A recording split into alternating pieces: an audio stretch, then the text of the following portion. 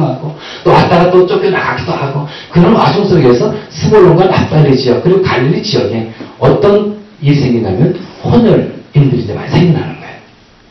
이방사들과 정착도 하게 되고 이방 문화도가 있게 되고 하니까 자연히 섞여지는 거예요. 그래서 정통 유대인들은요 납달리도 그렇고 스불론 지역도 그렇고 갈릴리 지역도 그렇고 아예 멸시한 지역이었어요. 순수 혈통이 아니라는 거예요. 유대인들이 많이 따지잖아요. 그래가지고 이제 그 갈릴리 전체 지역이 그런 지역이었는데, 여러분, 예수님이 갈릴리 지역에서 주로 활동 많이 하지 않았습니까? 그죠? 그 예언이 다 맞는 거예요. 그래서 예수님이 갈릴리 지역에서 그냥 그 활동하셔가지고 그 지역, 그 멸시받는 지역, 어두운 지역을 그냥 그 영어로 깨셨는데, 근데 이래서 우리가 또 갈릴리 지역으로 다 국한시키면 안 될 것 같아요. 예수님께서 이 땅에 오신 것은요, 물론 이렇게 멸시받고 진짜 이런 어두운 이 갈릴리 지역뿐만 아니라 세계 진짜 어두운 지역, 이 어두운 지역에 찾아가셔가지고 구원의 은혜를 베푸시는 그런 어둠을 거치시는 그런 분 아니십니까? 그런 식으로 우리가 이걸 이해를 해야 되겠죠. 그 다음에 우리가 이제 2절을 보시면은요, 2절은 이런 내용이 나옵니다. 어둠 속에서 행했던 백성이 큰 빛을 보았고 죽음의 그림자가 드리운 땅에 사는 사람들에게 빛이 비쳤다. 그러니까 이제 이 내용, 이제 이 2절 내용이 어떤 내용이냐면은, 그러니까 이제, 그 사탄의 이 죄의 이 노예로 우리가 이제 얽매여 있어가지고요. 아주 비참하게, 그리고 아주 불행한 가운데 우리 인간이 예수님 오시기 이전에 그 인간들이 그렇게 살았다는 거예요. 여러분, 그 마귀의 지배 속에, 마귀의 이 죄의 노예 속에 있을 때 그 인간이 얼마나 비참하고 불쌍하겠습니까? 그래서요, 그 예수님 오시기 이전에 있었던 이 사람들의 모습이 어떤 모습이었냐면 절망밖에 없었어요. 오직 절망밖에 없었고, 그리고 죽음과 사망의 그늘에 앉아서 탄식하고 있었던 그러한 삶을 살았죠. 그래서 이들은 의미도 없고 가치 없는 인생을 살았고, 그리고 목적 없는, 목표도 없는 그런 인생을, 아주 소망 없는 인생을 살아간 거예요. 그런데 이제 보니까 어둠 속에 행했던 백성이 뭘 보았다 그랬습니까? 큰 빛을 보았다 그러지 않습니까? 큰 빛. 여러분이 큰 빛을 우리는 뭐라고 해야 되겠습니까? 큰 빛이 누구일까요? 여기서 예수 그리스도 아닙니까?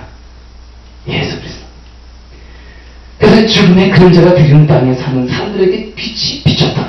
예수 그리스도께서 빛이 오셔가지고 이 땅에 오신 거죠. 이거 보면서 우리가 참 예수님께서 이 땅에 어떻게 오셨는지 아시겠죠? 어떻게 오셨습니까? 빛으로 이 땅에 오신 겁니다. 그런데 이제 어둠이 거치는 사건이 이제 발생한 게 이제 2절 이 내용인데요. 여러분, 예수님께서는 이 땅에 구원의 빛으로, 생명의 빛으로 이 땅에 오셨어요. 어둠 지역적으로 쫙 비친 겁니다. 여러분, 그 빛이요, 어둠이 딱 비치면은 어둠이 도망갈까요? 안 도망갈까요? 도망가잖아요.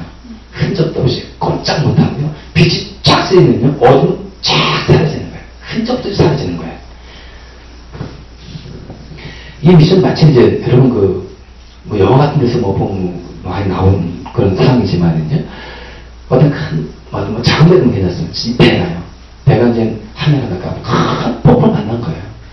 폭풍을 만나고, 그리고 그냥 실 같은 어둠이 있고, 막 그런 상황에서 그냥 배는 침을 직전에 있고, 이때 선장과 선원이 가장 간절히 바라는 것이 무엇입니까? 어떤 육지에 와가지고, 어떤 육지에서 있는 그 등대가 빛을 환하게 딱 비칠 때, 거기 있는 선장과 선원들이 그 빛을 보면서, 야, 이제 살았구나. 저기만 가면 우린 육지다. 하면서 그렇게 소리치지 않겠습니까? 이제 살았구나. 이제 저 빛만 보고 가면 된다. 해가지고, 그때 느끼는 어떤 이 소망, 생명감. 이것이 바로 이 빛을 말하는 거죠. 그리고 이 어두컴컴한 이 감옥에 있는 그 죄수 한번 생각해 보시기 바랍니다. 어두컴컴한 이 감옥에 있는 죄수는요, 이제 어둠을 지나고, 그리고 아침에 이제 이 조그만 창문에서 비춰지는 이 따가운 아침 이 빛, 이 해변을 딱 보면서 어떻겠습니까? 기분이 기쁘지 않겠습니까? 바로 이런 이 빛을 말하는 거예요. 그렇습니다. 우리 예수님께서요, 빛으로 오셨는데, 여러분, 감옥 속에 있고 그러신 곳에 있는 사람에게 가장 진짜 갈망하는 것이 있다. 있다면 무엇이겠습니까? 빛인 거예요. 빛. 우리 예수님께서 이 빛으로 오셨는데요. 근데 우리가 이 생각할 것은 이겁니다. 하나님께서는요, 이 세상을 뒤덮는 이 어둠을 몰아내시기 위해서 이 땅에는 누구를 보내셨다는 것입니까? 예수님을 보내셨다는 거예요. 어떤 모습으로? 빛의 모습으로 이 땅에 보내신 겁니다. 근데 안타깝게도 이제 빛으로 오신 그 예수님을 이 땅에 있는 사람들이, 세상 사람들이 환영했냐 이거예요. 환영하지 않았잖아요. 깨닫지도 못한 겁니다. 참빛이 왔음에도 불구하고 참빛을 몰랐고 그것을 깨닫지도 못하고 그냥 십자가에 못 박아 죽은 거 아니겠습니까? 요한복음 1장 5절에 보니까요, 이런 말씀 있더라고요. 빛이 어둠에 비치네. 어둠이 깨닫지 못하더라. 빛이 어둠에 비쳤어요. 그럼 빛이 빛이 어둠에 비쳤으면 어둠이 빛이구나 해가지고 이렇게 해야 되는데 이 어둠이요, 빛을 깨닫지 못한 거예요. 세상에 있는 사람들이 이 빛이 왔음에도 불구하고 못 봤다는 거예요. 깨닫지도 못하고. 그럼 왜 이런 일을 벌어질까요? 아니, 예수 그리스도께서 이 땅에 오셨음에도 불구하고 예수님을 그리스도라고 인정하지 못하고 이분은 예수님 일리가 없어, 구세주가 아니야, 이런 현상이 어떻게 벌어지는 겁니까? 왜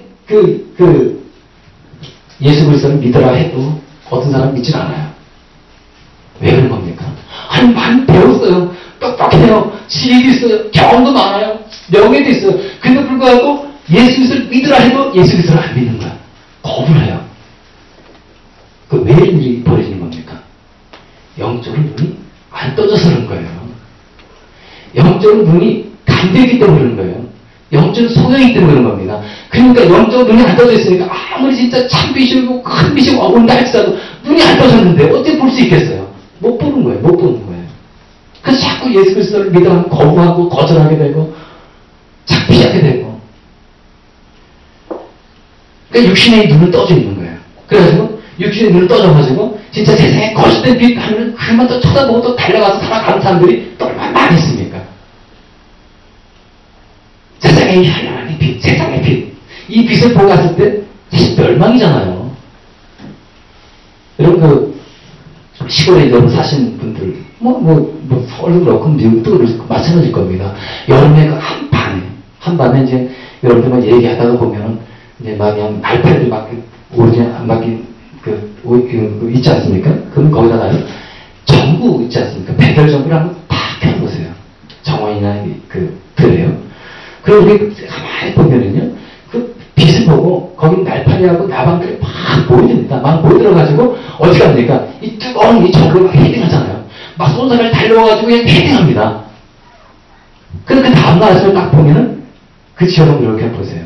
날파리하고 나방하고 수많은 벌레들이 그 밑에 충돌사해가지고 죽어 있는 모습들을 우리 많이 보지 않습니까? 여러분, 이 날파리도요, 이 나방도요, 자기에게 좋은 빛인 줄 알고 가서 달려가는 거예요. 손사같이 달려가서 딱 뱉더니만 뜨거워가지고 그 자리에서 죽고. 오늘날에도요, 이 세상에 현란한 빛들이 많이 있다 그랬죠. 우리를 유혹하는 이 세상에 이 나쁜 이 안 좋은 이 빛들이 있다.